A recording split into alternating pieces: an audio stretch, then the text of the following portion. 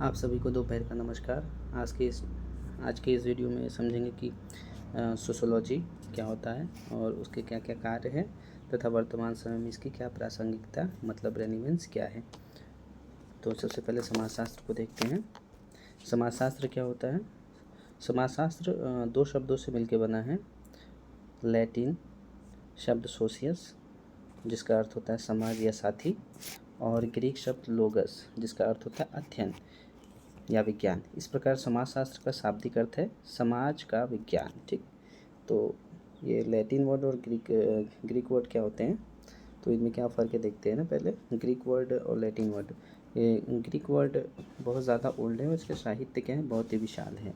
वहीं पर Latin word जो कि रोमन साम्राज्य की भाषा थी, जो कि कानून और साहित्य के लिए प्रयोग किया जाता था। फिर आगे देखते हैं। यह एक ऐसा विज्ञान है जो मानव समाज, सामाजिक संबंधों, सामाजिक संरचनाओं, सामाजिक अंतःक्रियाओं और सामाजिक व्यवहार का व्यवस्थित और वैज्ञानिक अध्ययन करता है। यह समझने का प्रयास करता है कि समाज कैसे काम करता है, लोग एक दूसरे के साथ कैसे बातचीत करते हैं, समूह कैसे बनते हैं, सामाजिक नियम कैसे विकसित होता है और सामाजिक परिवर्तन कैसे होता है। इन सब के विषय में यह अध्ययन करने में क्या करता है, हमारी मदद करता है। फिर आगे देखते हैं कि अब इसके कार्य क्या क्या है ना, समाजशास्त्र के क्या क्या कार्य हैं। तो समाजशास्त्र के कई महत्वपूर्ण कार्य है जो समाज को समझने और बेहतर बनाने में मदद करते हैं। सबसे पहला क्या है, इसमें सामाजिक घटनाओं का वैज्ञानिक अध्ययन करता है। ठीक, वैज्ञानिक अध्ययन का क्या मतलब है कि इसमें ये क्या करता है, वैज्ञानिक पद्धतियों का यूज़ करता है। जैसे सर्वे हो गया, क्वेश्चनेयर हो गया, इंटरव्यू, साक्षात्कार, ऑब्जर्वेशन, इन सब के द्वारा पहले अवलोकन करता है, ऑब्जर्वेशन भी हो गया। इन सब के द्वारा क्या करता है, ये डेटास को निकाल करके फिर उसका एनालिसिस करता है, विश्लेषण करता है। ठीक, तर्कपूर्वक। और ठीक, फिर सामाजिक घटनाओं का वैज्ञानिक अध्ययन क्या है, समाजशास्त्र सामाजिक घटनाओं जैसे अपराध, गरीबी, शिक्षा, परिवार, धर्म का व्यवस्थित और वैज्ञानिक तरीके से अध्ययन करता है। यह तथ्यों को एकत्र करता है, उनका विश्लेषण करता है और कार्य कारण संबंधों का पता लगाता है। कार्य कारण का संबंध का क्या मतलब है, जैसे मान लीजिए कोई घटना है, जैसे कि मान लीजिए बारिश होता है, तो बारिश के पीछे कारण क्या है, बादल। तो उसी प्रकार से क्या है, कोई समाज में कोई घटना होता है, उसके पीछे क्या कारण है, क्या उस कार्य का क्या कारण है, उसके संबंधों का ही पता लगाता है। फिर क्या है, सामाजिक संरचना और संगठन को समझना। सामाजिक संरचना और संगठन को समझना क्या है, इसका यह कार्य है कि समाजशास्त्र यह समाज की आंतरिक संरचना, विभिन्न सामाजिक समूहों, जाति, वर्ग, लिंग, आयु और संस्थाओं जैसे परिवार, शिक्षा, राजनीतिक, धर्म और उनके संबंधों को समझने में मदद करता है। तीसरा क्या है, सामाजिक समस्याओं का विश्लेषण करता है। जो समाज में जो समस्या है उसका विश्लेषण करता है। विश्लेषण का मतलब उस एक पार्ट को अच्छे से समझता है, फिर उसके बाद उसका एनालिसिस करता है, मतलब उसी को विश्लेषण कहते हैं। समाजशास्त्र विभिन्न सामाजिक समस्याओं जैसे असमानता, भेदभाव, हिंसा, शहरीकरण की चुनौतियाँ आदि का विश्लेषण करता है। यह इन समस्याओं के कारणों, प्रभाव और संभावित समाधानों को समझने में सहायता करता है। जैसे कि अभी सामाजिक में क्या क्या समस्याएं, जैसे कि असमानता हो गया, लोगों के बीच भेदभाव हो गया, या किसी चीज़ को लेकर के हिंसा हो गया, या शहरीकरण की वर्तमान समय में क्या देखा जा रहा है कि जो ग्रामीण लोग हैं वो ज़्यादातर पलायन करके कहाँ जा रहे हैं, शहर में जा रहे हैं। तो वो क्यों जा रहे हैं, इन सब समस्याओं का क्या करते हैं, विश्लेषण करते हैं तथा उसको समझने में क्या करते हैं, सहायता भी करते हैं समाजशास्त्र। ठीक, सामाजिक भविष्यवाणी और नियंत्रण। समाजशास्त्र क्या करता है, सामाजिक भविष्यवाणी भी करता है और उसको कैसे नियंत्रण करे इस पे भी जोर देता है। सामाजिक घटनाओं के कारणों और प्रभावों को समझने से समाजशास्त्र भविष्य की प्रवृत्तियों का अनुमान लगाने और सामाजिक नियंत्रण के उपायों को विकसित करने में मदद कर सकता है। आगे है पांचवा है सामाजिक योजना और विकास में सहायता। यह समाज सुधारक कौन हो सकते हैं, हम हो सकते हैं, या कोई मतलब हम लोग हो गए जो सामान्य आदमी है वो, या फिर वहाँ पे जो कोई शिक्षक है या फिर कोई बड़े पद पे हैं, तो ये सब क्या करते हैं, समाज सुधारक के रूप में आते हैं। फिर नीति निर्माता कौन कौन हो सकते हैं, देश और समाज के लिए जो नियम और कानून बनाते हैं उसे हम लोग क्या कहते हैं, नीति निर्माता कहते हैं। और प्रशासकों को सामाजिक योजनाओं को बनाने और उन्हें प्रभावी ढंग से लागू करने में सहायता करता है। यह सामाजिक विकास के लिए आवश्यक जानकारी भी प्रदान करता है। छठा है व्यक्तिगत और सामाजिक जागरूकता बढ़ाना। समाजशास्त्र क्या करता है, व्यक्तिगत अवेयरनेस फैलाने का भी काम करता है। जैसे समाजशास्त्र व्यक्तियों को अपने और अपने समाज के बारे में गहरी समझ विकसित करने में मदद करता है। यह उन्हें समझने में सहायता करता है कि व्यक्तिगत समस्याएं अक्सर व्यापक सामाजिक मुद्दों से कैसे जुड़ी होती है। ठीक, यह क्या मदद करती है समझने में कि जो हमारी समस्या है वो कैसे जुड़ी होती है समाज से। इसी शब्द को इसे क्या कहते हैं, समाजशास्त्रीय कल्पना। समाजशास्त्रीय कल्पना क्या होता है, जब व्यक्तिगत समस्याओं को समाज के मुद्दों से हम जोड़ करके देखते हैं तो उसे समाजशास्त्रीय कल्पना कहते हैं। ठीक, जैसे अपनी व्यक्तिगत समस्या, हमारी कोई व्यक्तिगत समस्या है, उसको जब समाज के मुद्दों से जोड़ के देखते हैं तो उसे हम लोग समाजशास्त्रीय कल्पना कहते हैं।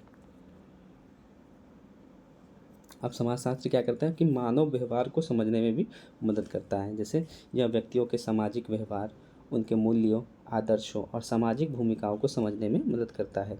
यह बताता है कि समाज कैसे व्यक्तियों के व्यवहार को आकार देता है। फिर समाजशास्त्र का क्या काम है अगला, कि यह तुलनात्मक अध्ययन करता है। ठीक, जैसे तुलना करता है, दो या दो से अधिक चीज़ों को रख करके एक साथ तुलना करता है।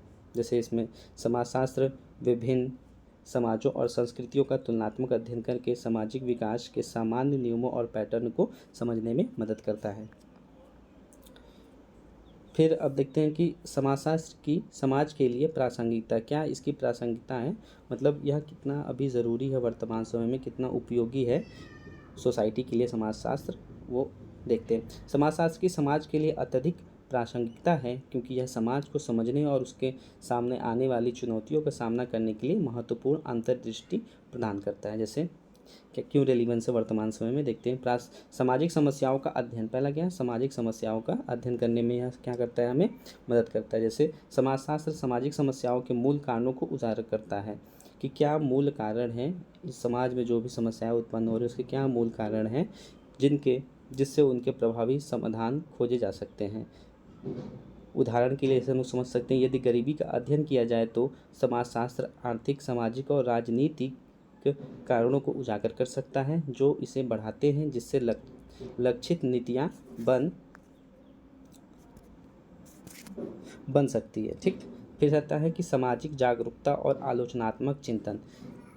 क्या समाजशास्त्र का क्या मतलब प्रासंगिकता है कि यह सामाजिक जागरूकता और आलोचनात्मक चिंतन करता है। आलोचनात्मक चिंतन से क्या तात्पर्य हमारा, कि बिना सोचे समझे हम लोग किसी चीज़ को स्वीकार नहीं करते हैं। ठीक, उसके पीछे तर्क हो गया, विज्ञान हो गया, उसको समझते हैं, फिर उस चीज़ को हम लोग स्वीकारते हैं। क्या वह सत्य है या असत्य है, या सत्य है या असत्य है, कैसे हैं, उसको अच्छे से जांच पड़ताल करते हैं, फिर उस चीज़ को हम लोग अपनाते हैं।